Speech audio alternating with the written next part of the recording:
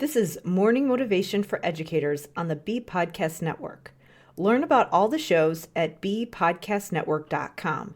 You'll hear from a variety of formal and informal educators who help put this podcast together. If you'd like to contribute your voice to the show, please go to morningmotivationedu.com to apply. I am Karen Dudek-Brannan. I was a school SLP for 14 years where I specialized in language literacy and executive functioning and also held various teaching, leadership, and research roles. Now, I am the host of the De facto Leaders podcast on the Bee Podcast Network, where I help school therapists, teachers, and administrators be leaders on their school teams, no matter their job title. Today, I wanted to talk about scaffolding, both how we use it when we are teaching students, as well as how we can use it ourselves to help us feel successful, to help us feel productive, as well as to make sure that we are leaving time for restorative activities.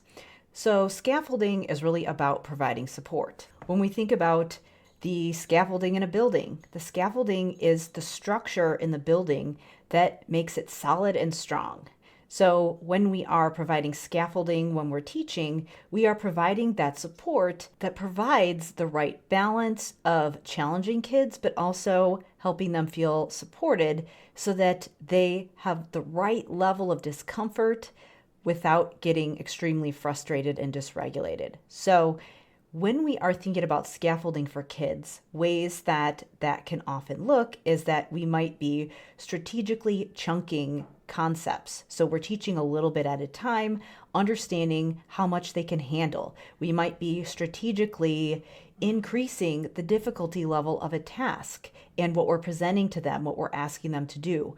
Or maybe we might be giving them a difficult task and providing them support and cueing as they are completing that task. And then gradually we're fading that support so that they're more and more independent. We might be doing this with academic concepts, but we might also be doing this in a way that helps students to understand how to motivate themselves and to self-regulate their behavior. So for example, we might be showing them that they have to do a little bit of work and then they might get a brain break or they might get to do something fun, because that is an important concept that we as adults know how to do. We know how to fulfill our obligations and our responsibilities before we do the things that are reinforcing and fun. So we're providing some structure in our schedule so that we're modeling that same concept to kids as they're moving through their day. Now, I support a lot of clinicians and educators in getting these things in place in classrooms and in therapy rooms,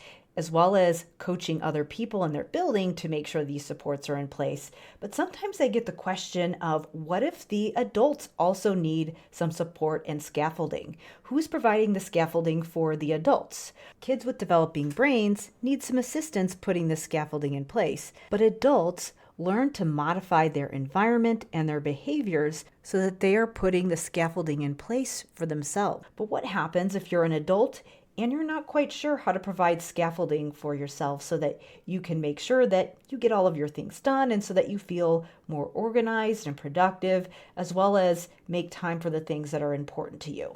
So the first way is through systems and routines. When you create systems and routines, it minimizes the cognitive fatigue required to get through your day. You might have a routine for brushing your teeth or taking a shower or getting ready in the morning.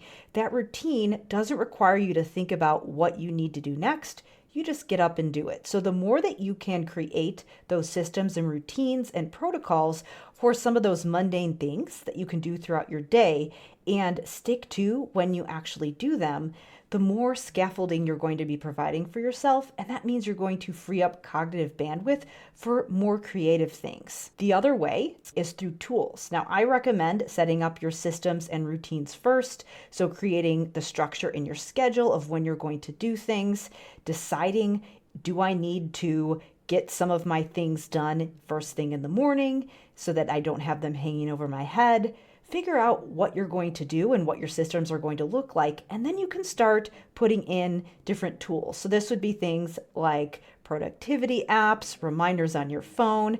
I recommend building the systems first and then figuring out what tools, apps, other applications that you might need. This could even be things as simple as paper planners. So figure out what you want your routine to look like, and then that can inform what tools you use to actually make it happen. Then a third thing that you can do to provide scaffolding is enlist people. So this could mean being aware of the people that you surround yourself with. Are there people who have routines that you want to be doing? Well, then you probably want to be around those people more often. For example, this is why there are so many workout groups and communities that you can join. It can be easier to stick to routines if you have other people that are there for accountability. And it can also remind you of what you want to be doing. Another benefit to enlisting other people is that sometimes it gives you a specific thing on your calendar that you have to show up for. So for example, it's like scheduling a workout with a friend versus just saying, I'm going to get up and work out at 7 a.m. tomorrow. Now, obviously, it's great if you have the ability to motivate yourself to stick to those timelines, but if you do find that it's hard to motivate yourself without having something specifically on the calendar, sometimes it can help to put bumpers into your day. So for example, maybe if you want to make sure that you get up early in the morning, you schedule an appointment with another person early on, and that gets you up and moving. And then maybe if you want a hard stop at a certain time, and then you also might set some meetings throughout the day to create some structure. Now, another concept that has been kind of interesting that I've seen utilized in online communities is the concept of the co-working session. And this is where you just show up and you log into a Zoom call and you work just on whatever it is that you need to work on. So the in-person version of this is that you could just almost have a little study group with a friend. So maybe you're just showing up together and working on something side by side without actually talking.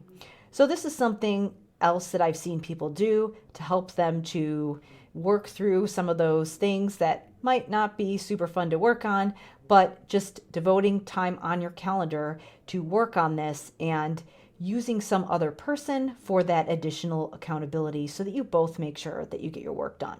So again, the way that we can create scaffolding for ourselves as adults is that we can utilize systems, people, and tools. Thanks for listening, and whatever role you have in education, we have a podcast for you at bpodcastnetwork.com. Who among your friends and colleagues needs to hear this message today? Please share it with them right now.